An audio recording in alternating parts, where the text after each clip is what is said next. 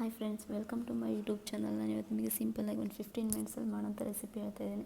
Pasta ಮಾಡೋಕ್ಕೆ ಒಂದು ಪಾತ್ರೆಯಲ್ಲಿ ನೀರು ತೊಗೊಂಡು ಪಾಸ್ತಾ ಹಾಕ್ಕೊಂಡು ಒಂದು 2 ಸ್ಪೂನ್ ಆಯಿಲ್ ಹಾಕ್ಕೊಬೇಕು. ಆಯಿಲ್ ಹಾಕೋದ್ರಿಂದ ಪಾಸ್ತಾ ಒಂದಕ್ಕೊಂದು ಹತ್ಕೊಳ್ಳಲ್ಲ, ಸೊ ಹಾಗಾಗಿ ಆಯಿಲ್ ಆ್ಯಡ್ ಮಾಡ್ತಾಯಿದ್ದೀನಿ. ಇವಾಗ ಚೆನ್ನಾಗಿ ಬೆಂದಿದೆ. ಇನ್ನೊಂದು ಪಾತ್ರೆ ತೊಗೊಂಡು 2 ಸ್ಪೂನ್ ಆಯಿಲ್ ಆ್ಯಡ್ ಮಾಡ್ತಾಯಿದ್ದೀನಿ. ಆಯಿಲ್ ಹಾಕಿ ಈರುಳ್ಳಿ, ನಾನಿಲ್ಲೇನು ಮಸಾಲೆ ಹಾಕ್ತಾಯಿಲ್ಲ ಜಾಸ್ತಿ. ಈರುಳ್ಳಿ ಹಾಕಿ ಈರುಳ್ಳಿ ಕಲರ್ ಚೇಂಜ್ ಆಗೋ ತನಕ ಚೆನ್ನಾಗಿ ಫ್ರೈ ಮಾಡ್ಕೊಬೇಕು, ಹಾಗೆ ಬೇಯಿಸ್ಕೊಬೇಕು. ಚೆನ್ನಾಗಿ ಬೇಯಿಸ್ಕೊಂಡ ನಂತರ ಈಗ ಟೊಮ್ಯಾಟೊ ಆಲ್ರೆಡಿ ಇನ್ನೂ ನೀವು ಬೇಕಿದ್ದರೆ ವೆಜಿಟೇಬಲ್ಸ್ನ ಜಾಸ್ತಿ ಆ್ಯಡ್ ಮಾಡಿಕೊಂಡಷ್ಟು ಚೆನ್ನಾಗಿ 2 ಸ್ಪೂನ್ ಸಾಲ್ಟ್ ಆ್ಯಡ್ ಮಾಡ್ತಾಯಿದ್ದೀನಿ, 1 ಟೀ ಸ್ಪೂನ್ ಚಿಲ್ಲಿ ಪೌಡ್ರ್. ಇವಾಗ ಚೆನ್ನಾಗಿ ಉಪ್ಪು ಖಾರ ಚೆನ್ನಾಗಿ ಹತ್ತೋ ತನಕ ಬೇಯಿಸ್ಕೊಬೇಕು. ಬೇಯಿಸ್ಕೊಂಡಷ್ಟು 2 ಸ್ಪೂನಷ್ಟು ವಿನೇಗರ್ ಆ್ಯಡ್ ಮಾಡ್ತಿದ್ದೀನಿ. ಬೇಕಂದರೆ ಸೋಯಾ ಸಾಸು ಹಾಕ್ಕೊಬೋದು.